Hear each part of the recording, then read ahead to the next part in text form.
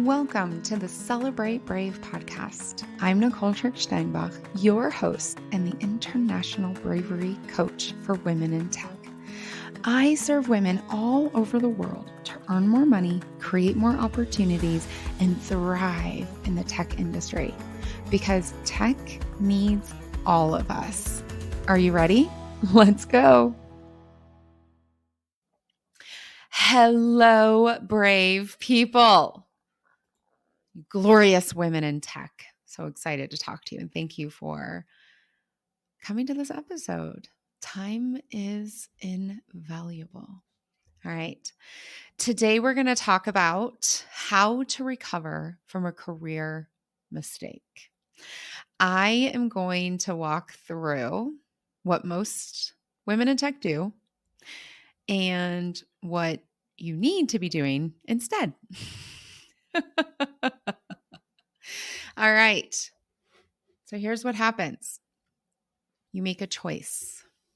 It's either an empowered choice. You're super excited to work for this manager or this brand name or in this role, in this function, in this product.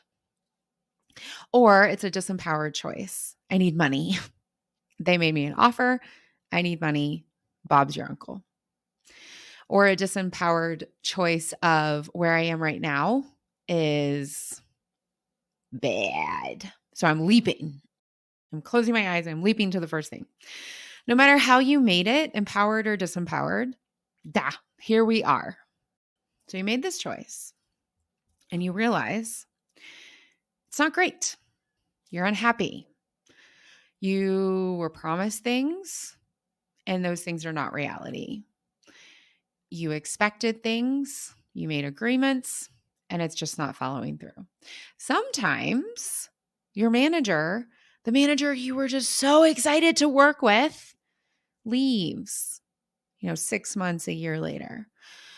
Or the product you really believed in, you were so excited to develop or manage or implement or support or market or communicate or whatever, isn't what was described or becomes de-invested or a competitor just has a better offering.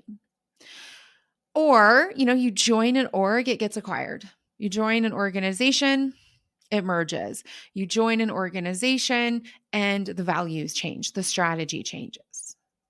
All these things could happen. And you realize, I don't feel good. I dread going to work. I can never shut off my brain. I'm always thinking about work. I work with people I don't respect. I'm bored. Boreout is a real thing. There's an earlier conversation all about Boreout with Nicole, with a fellow Nicole who's amazing. You're bored or you're getting burnt out or you feel confused all the time because one thing is said and a different thing is done, or one thing is said and then a different thing is said. And so here's what the majority of y'all do. You spin. You spin and you spin and you spin. But they promised me this.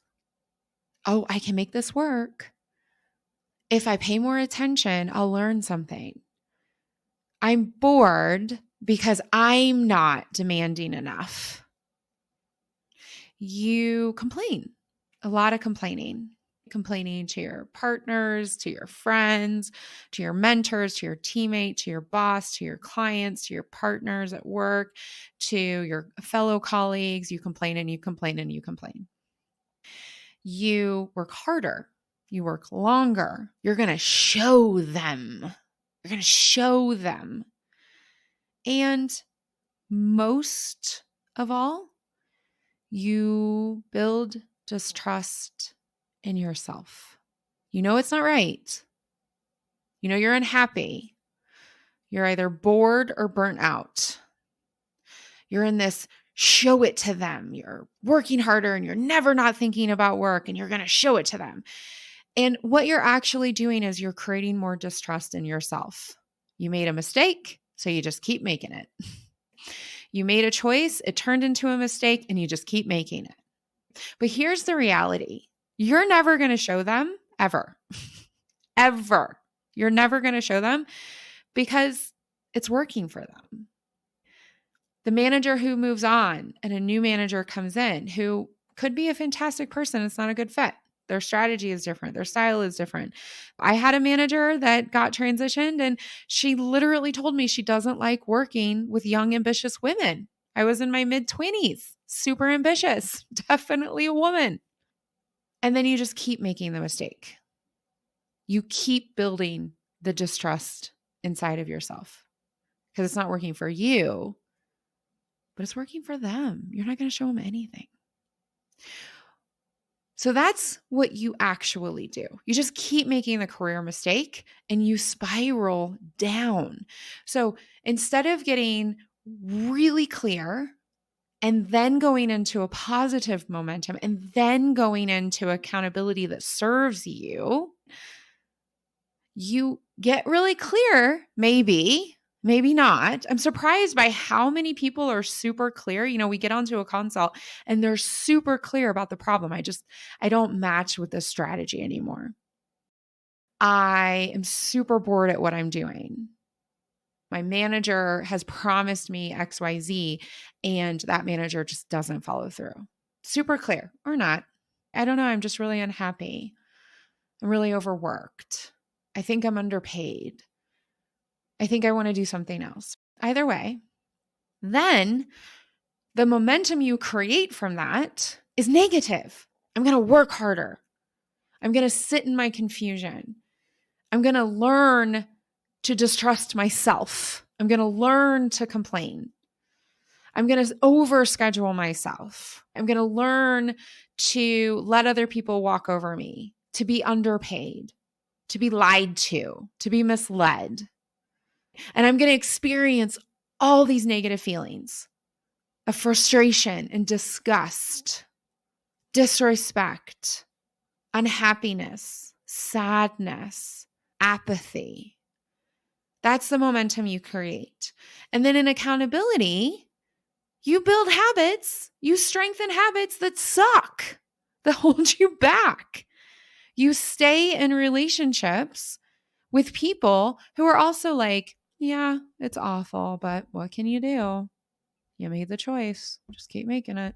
You made the mistake. Just keep making it. You build belief that this is all you can have. I mean, it's like this for everybody. Every corporation has problems. No manager is perfect. We're just behind. And then you're unhappy.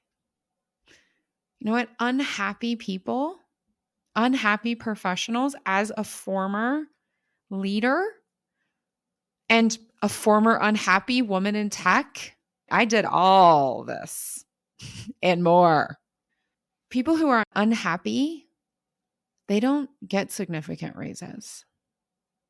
They don't get promotions. And they certainly don't continue to get them over time. If a woman comes to me on a consult and she says, I haven't had a significant raise in 3 years, 4 years, 5 years, raises aren't even covering inflation. How unhappy are you? Because unhappy people who are lacking clarity, who have negative momentum, who have habits and mindsets and relationships that do not lift them up to who they are becoming, they get stalled and then they keep making the mistake. But you don't have to do this. There is a way to recover from a career mistake. And here we go. 3 steps. Number 1, you acknowledge the gap and you do it specifically. This is specifically what's not working for me with this manager. This is specifically what I was promised and what's actually happening in this organization, in this brand name, that's not working for me. This is what I expected this role to be, what it is in theory and what I'm actually doing every day, every week, every month, every quarter, and it's not working for me. This is exactly how I feel and how I want to feel. This is exactly my pay, and this is what I want it to be. This is my title. This is what I want it to be. You get super, super specific, and you do this for yourself. Is this uncomfortable? Yep, sure is. You know what's even more uncomfortable? Staying in a mistake, choosing to be unhappy, thinking that that's normal. You also can do this with a mentor. You can do this with a coach. You can do this with a partner. Who you do not do this with, please hear me. You do not do this with a teammate. You do not do this with a colleague. You do not do this with a boss. When you are working through acknowledging the gap, specifically, what is, what you want, what's not serving you, what's not working for you, you do not do this with people in the system with you. This is for you. And to recover from a career mistake, you have to be building trust in yourself. You've been building distrust. What you need to be doing is building trust. So now you've got your gap and you've got it specifically. This is where you confirm it. This is not complaining. This is when you say, hey, I just want to confirm. My understanding is this is our goal. Our goal is 2,000 new customers. And our investment reflects 500 new customers. Am I getting this right? You know, I understand my role is, and then you list out what you want it to be or what has been promised to you, what is documented, whatever the case may be. But this is what I'm actually doing. Does that seem right to you? You confirm it. You confirm it with your direct manager. And then you listen. You listen. You listen, not for what you want to hear. You listen for what is actually said. Some people take notes of what is actually said. Other people get permission to record what is actually said. Some people type up their notes, but actually listen to what is said, not what you want to hear. That's a super hard step. Sometimes my clients have to have that conversation 3 times before they can actually hear what is being said and not what they want to hear. And then you go back and you reflect what was said, what was actually said, and what's actually happening. Yeah, we're totally invested for 2,000 new clients, customers. Totally, 100%. My budget just got cut 3/4. So you really listen. So you lay it out with your direct manager. Here's what I was told. Here's the reality. Then you really listen. And then you go off and you compare. There are people who are going to say, yeah. Yeah, I mean, that's what we tell investors. That's what we tell clients. But really, or we thought we needed that, but really, and there are going to be other people who just flat out lie to your face. No, you're confused. Of course, I support your promotion. Of course. But you see in the behavior that it's not true. So you have to have the bravery to compare. Okay. And then the third step is you make a decision. So you've gotten super clear, you've gotten super specific. You've confirmed it. You've watched, you've listened, and then you've watched. You're in reality. You're in the specifics. And then you decide. You decide. This may sound too complex. This may sound too wishy-washy. Okay, so I'm going to tell a story. I find that storytelling really helps me. So here's the story. A client came to me and she was miserable. She was miserable. Her storytelling was scattered. Her thoughts were all over the place. And when I finally got her to specifics in the consultation, she had definitely missed at least a promotion cycle. There was something going on with her performance, something. Can't always tell on a consult. And definitely underpaid and miserable. So we start working together. And it turns out she was on a performance improvement plan. Sidebar, for someone with a stutter, that is such a darn hard thing to say moving forward. I'm just going to say PIP, P-I-P, PIP, okay?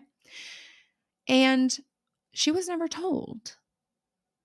So here she was, trucking, doesn't get a salary increase, gets skipped over for stock options, given people to mentor, given a really important project. And then it turns out in the background, she's actually on a PIP plan. When she spoke with her manager, when she got really, really clear, she was so clear.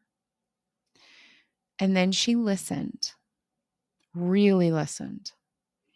She came into our next session and she was so like, okay, I got to buckle down. I got to work harder. This person supports me.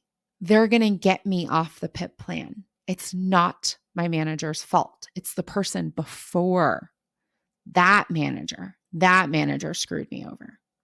And I listened and I said, track the behavior. Does he still refer to you as a girl, as a woman? Does he still silence you and talk over you in meetings? I mean, y'all, side note, the discrimination in this team was unfreaking believable. Like, took my breath away on numerous accounts, numerous.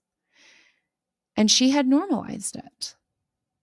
The lying, the gender discrimination. I'm going to show them. I'm going to do an amazing job. I'm going to take this on. I'm going to take this on. And when she started to really track what was said and then what was done, for example, with this PIP plan, the system at this company is that they get a development plan. They call it something else. It's a very dumb name, so we're just going to go with development plan. And this man promised her for, I think, 6 weeks to get the development plan because he totally supports her. Totally. Absolutely inappropriate. Going to get you that dev plan. We're going to get you through that dev plan. No worries. 6 weeks of telling her this, but his behavior was hiding.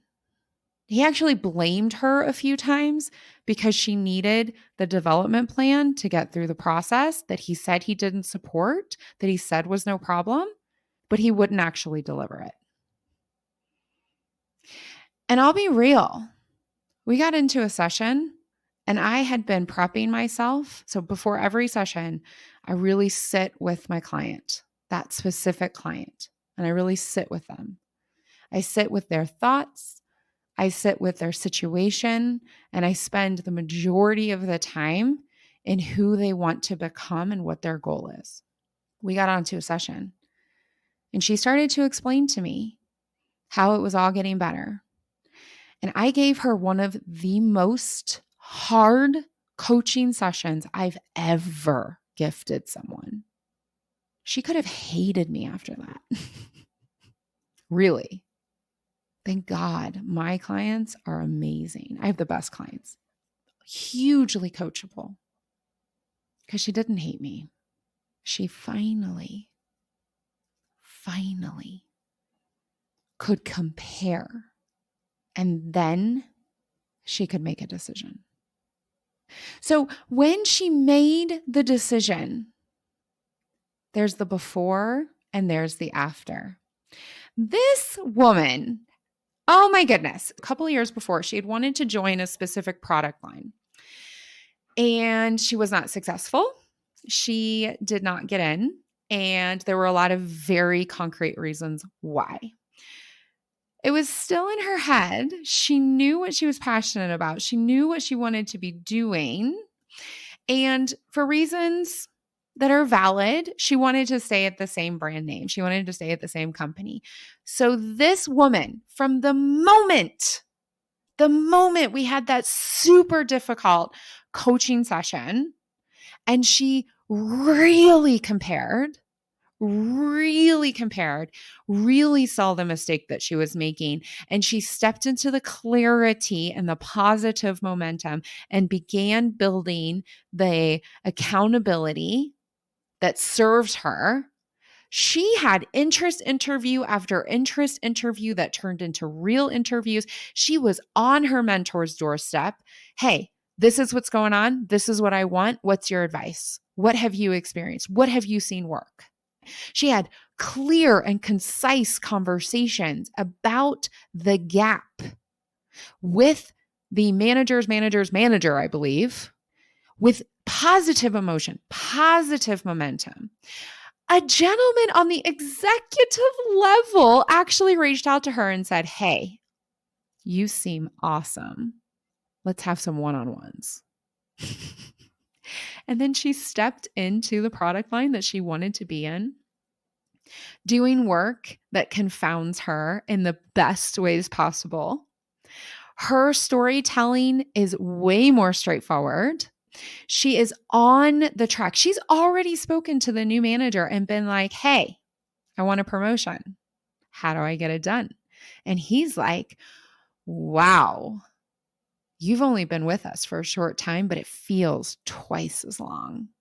You're on the right track. I see you bringing you into our team and our product.